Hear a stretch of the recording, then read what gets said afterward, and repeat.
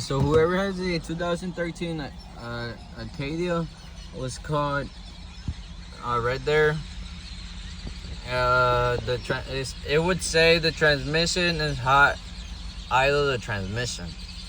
But I would assume that because I was leaking transmission fluid under. I will show you right now, but I was leaking transmission fluid, and I replaced the plastic cover that was leaking, and I haven't checked it right now, but I know it was leaking, and I just replaced it, and I added I added a little bit new of transmission fluid, and I added the transmission fluid that I had, and I have been running this truck all day, but I haven't stepped on it. I haven't done none of that. I have just let the truck run by itself, like how it's supposed to pick up by itself, like its own speed. I haven't been pushing the throttle all the way, none of that, and it has been working fine.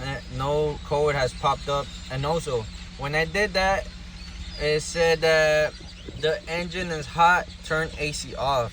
So what I did at night yesterday, I just disconnected the battery. I left it disconnected the whole night. I woke up in the morning, connected it back, and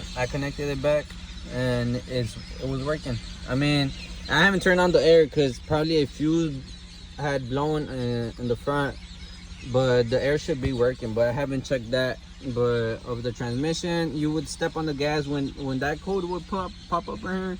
You would step on the gas and it won't let you like speed up, nothing. You're just forcing the truck. So if you're having this problem, just try to fix the front leak that you have, and it'll probably work on you. But I mean, this is the only thing I did.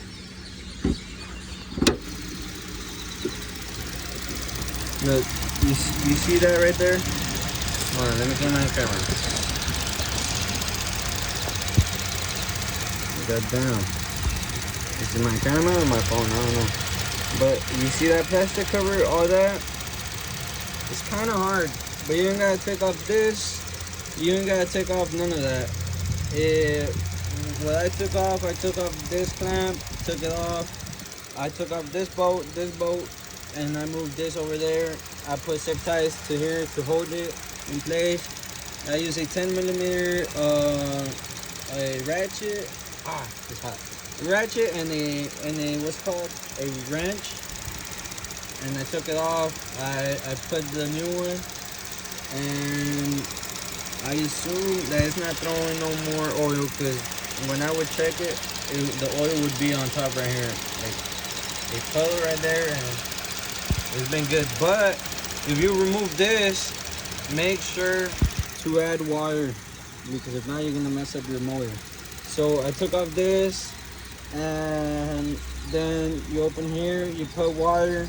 Once it fills up, turn on the truck, but the truck is gonna be sucking that water. So you're gonna want to turn on the truck and add more water, and then just wait until it fills. Just close it.